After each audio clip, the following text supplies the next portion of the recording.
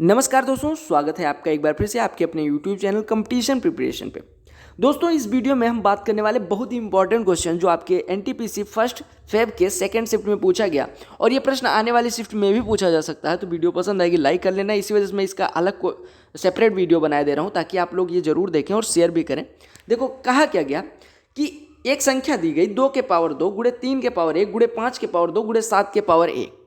कहा गया इस संख्या के कितने ऐसे फैक्टर होंगे जो 50 से कटेंगे लेकिन 100 से नहीं। 50 से तो कटेंगे लेकिन 100 से नहीं। किसके फैक्टर होने चाहिए? ये संख्या जो दी गई 2 के पावर 2 यानी 2 to the power 2 into 3 to the power 1 into 5 to the power 2 into 7 to the power 1। ठीक है, अब देखो करते हैं। संख्या जो दी गई उसको लिखिए।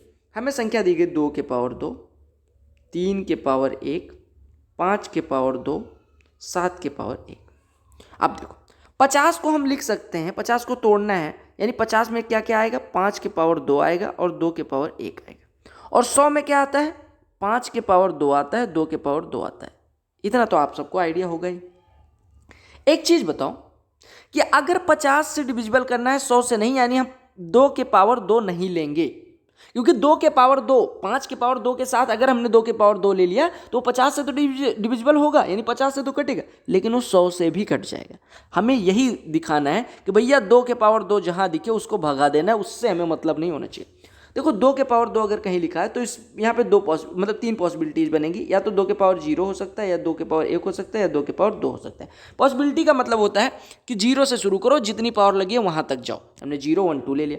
अच्छा, 3 के पावर 1 में 3 के पावर 0 एक पॉसिबिलिटी हो सकती है, एक 3 के पावर 1 हो सकती है। 5 के पावर 2 में 5 के पावर 0 हो सकती है, 5 के पावर 1 हो सकती है, 5 के पावर 2 हो सकती है। 7 के पावर 1 में 7 के पावर 0 पॉसिबिलिटी हो सकती है, 7 के पावर 1 हो सकती है। अब देखो यहाँ पे जो मेन चीज़ है वो समझना है। आपसे कहा गया संख्या को 50 से डिविजिबल होना चाहिए। 50 से डिविजिबिलिटी के लिए आपको पता है कि 2 के पावर 1 होना ही चाहिए, यानी 2 के पावर केवल 1 रहेगा तभी वो 50 से कटेगी। जैसे 2 के पावर 2 होता है वो 100 से कटने लग जाएगी, जो कि हमें चाहिए नहीं। और 2 के पावर जैसे 0 होता है यानी 2 नहीं आएगा तो संख्या हमारी 50 से न कट के 25 से कट जाएगी, अगर 5 के पावर 2 ले रहे हैं। समझ रहे हो? यानी अगर 2 नहीं आए, किसी संख्या में 2 आता नहीं तो क्या कभी 50 से कट सकती है? नहीं। यानी 2 की मिनिमम 1 पावर होनी ही होनी चाहिए। और 2 क्यों नहीं ले रहे हैं? 2 क्यों इस वजह नहीं ले रहे हैं क्योंकि तब वो संख्या 100 से कट जाएगी। अगर 2 बार 2 आ गया और 5 2 बार ऑलरेडी आ रहा है तो वो 100 से कट जाएगी। वो 100 से कटने वाली हमें लेनी नहीं है। तो हमने कहा कि 2 के पावर 2 नहीं लेना है, 2 के पावर 0 नहीं लेना है, यानी 2 के पावर 1 तो लेना ही लेना है। ठीक है, अब हम आते हैं 3 पे। 3 आपको पता है 50 में 3 आता है? नहीं। तो भैया 3 वही वाली बात हो गई कि हमें पनीर और क्या बोलते हैं पुलाव खाना था। हम गए वहाँ पे, रोटी मिले ना मिले उससे हमें मतलब नहीं है, हमें पनीर पुलाव दोनों मिल गया, बस बात खत्म।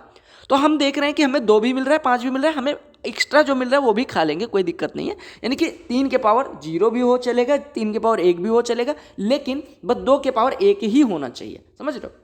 5 की बात करें तो 5 की पावर 0 50 में 5 की मिनिमम पावर 2 होनी चाहिए तभी 50 से कटेगा, यानी ये भी नहीं हो सकता, ये भी नहीं हो सकता। राइट? 7 के पावर, अब 7 आपको पता है 50 में आता नहीं, तो चाहे 7 के पावर 0 हो चाहे 1, हमारे लिए सब बराबर। अब देखो आपसे पूछा गया पॉसिबिलिटी कितनी है, तो देखो 1 यहाँ है, कलर चेंज करके लिख रहा हूँ थोड़ा सुंदर लगे, आपको भी अच्छा लगे। देखो 1 यहाँ है, 2 यहाँ पॉसिबिलिटी बन रही है, और 1 यहाँ है और 2 यहाँ पॉसिबिलिटी बन रही है।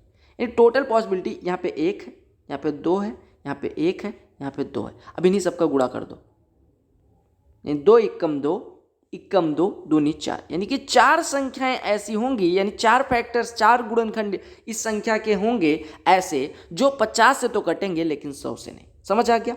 तो ऐसे क्वेश्चन आपके आने वाली शिफ्ट में पूछे जा सकते हैं। आपको बस फैक्टराइज कर लेना है उस संख्या को जिसके बारे में कहा गया है, और जिससे नहीं कटना वो भी फैक्टराइज कर लेना है। उसमें जो एक्स्ट्रा आ रहा है उसे आने नहीं देना है। आपको ये देखना है कि जिस संख्या से डिवाइड करना है उसमें क्या क्या जरूरी है। 5 की पावर 2 होना चाहिए, हमने कहा 5 की पावर 2 हो, उससे छोटा नहीं चलेगा, उससे बड़ा चल सकता था, लेकिन हमें 5 की पावर, जब हमें काम ही नहीं है, अब अगर मान लो 5 की पावर 3 होता तो वो भी चल सकता था, लेकिन हमें यह देखना है कि कहीं ऐसा तो नहीं दिया गया कि इस संख्या से नहीं कटना चाहिए।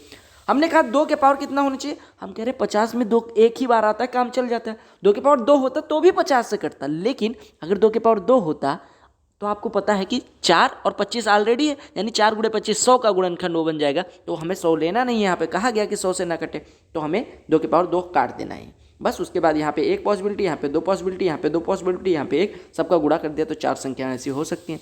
आई होप आपको क्वेश्चन समझ में आ गया होगा। अगर आपको समझ में आ गया है तो स्क्रीनशॉट ले लो, चैनल पर नए होना सब्सक्राइब कर लेना। इस शिफ्ट का पूरा दोनों शिफ्ट का एनालिसिस आपको मिल जाएगा। प्लेलिस्ट चेक कर सकते हैं आरआरबी एनटीपीसी प्लेलिस्ट, जिसमें हमने 44 या 45 शिफ्ट के सारे शिफ्ट के सोल्यूशन करवा दिए हैं। और आपको बता दे रहा हूँ मैं, पीडीएफ आपको टेलीग्राम चैनल पे मिलता है, लिंक डिस्क्रिप्शन में मिल जाएगी।